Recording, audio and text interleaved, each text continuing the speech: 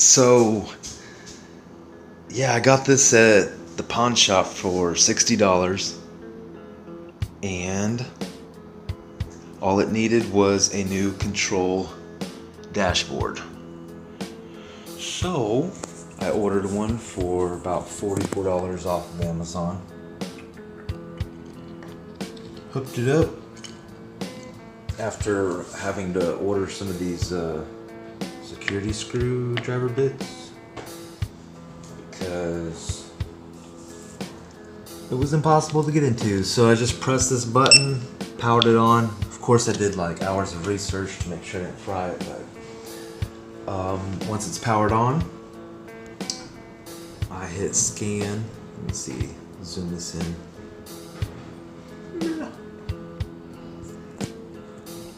It scans for it. There it is. I found it. For now, I'm not going to update the firmware. I'll press later. It says I have 25 kilometers left, which I guess I can go to the settings here. And go to units.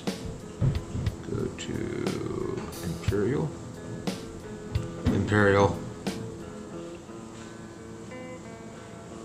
I have 15 miles left, so I'm gonna put it all back together. They state that it came with some instructions too, that maybe it won't change modes, but on the app it does allow me to like go into energy recovery level. It has regenerative braking, so I can tell it I want it to charge the battery as I'm going down the hill. Kind of makes it wiggle a little bit because the braking kicks in. But kind of like a Prius, you can rename it, put a password on it, hit lock when you're at the, go to 7-Eleven, lock it. When you try to push it, it like makes these crazy noises. Let me see if I can get it to do it. Alarm! Alarm! You're trying to steal my motorcycle. So, after that I'm gonna flash this custom firmware. So push it on the buzzer of your dashboard and not the wires, and then just push it out. Drag that into my documents and then into my OpenOCD folder, just anywhere in there, just chuck it in there, and then type program, and then the name of your firmware. So for me, it is going to be fullble.bin. And there you go, press enter, and you can see programming has started. And just give it a few seconds here to finish programming. It'll give you a finished message. Once again, if you receive any errors here, just go back, check your wiring, make sure you type in these commands in exactly the right order. You desoldered C15. So we'll flash it. Still have any issues? But in order to flash it, or check errors by sliding it off the I top. should be able to use this Bluetooth app. Sorry, I'm all over the place. To just flash it, but if I can't, then I actually have to solder to it. I ordered one of these pieces in the mail. I just skip this step and use the header pins. It's basically so I can want to be able to kind of tack them on. ST-Link's also off chip in the corner. It's a little pesky guy. You're going to want to remove that. So for this, I got to remove that the best technique is just. I'm going to flash the original one. I mean the bird. Wipe it off. Once that's off, we're going to. I'm going to flash that one, and then I'm going to put a custom firmware on it. So in order to put a custom firmware, I have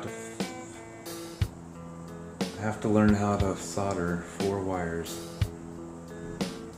Yep. Once I solder those, let's see, then I can flash that. Yep. So I was just wanting to give you a good rundown of how simple it is to pick you up a bird. This is the ES1. The ES2 would have probably been more complicated, and you can't just flash the custom firmwares as easily. So, pretty glad I got lucky. I live in Anaheim, California, so there's a lot of bird scooters all throughout Los Angeles. So, I'm gonna pick up as many as I can.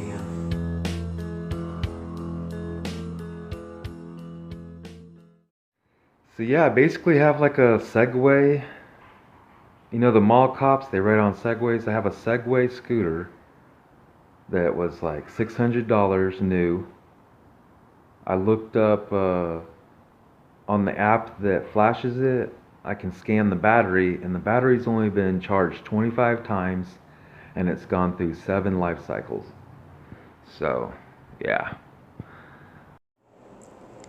I finished the solder. This is the dashboard that came in the Segway scooter, and it's been locked down to only work with Bird. This little chip I burnt right here off, the C15, I had to burn that off because it blocks the Bluetooth from resetting the firmware. That was crazy, burning off a computer chip. And then I had to solder this one, which it has a big glob on it, but it's touching one of these terminals, like on the C17. I just had to do it, solder it to one side of it. But that's what's underneath the green one. And then they go into, let's see. On here's the labeling on the USB drive. You got ground and SWDIO, SW click, 3.3 volt. So I got the green to the 3.3, the purple to the SWK, the yellow to the ground, and the blue to the SWD. Alrighty. And that's my 99-cent solder gun. Good to go. It says it finished programming it, so program finished. I typed in INIT, enter reset halt, enter NR F51 space mass underscore erase, enter, and then it asked me to type in program full BLE bin, and it programmed it. It said I had to erase it first, so that's what YouTube can do. You just follow directions. Now I gotta desolder it. And make sure when removing that positive wire wired to that capacitor, you don't accidentally desolder your capacitor. That would be very annoying. And we can start popping everything back into our handlebar assembly. So you can just put in this plastic piece first,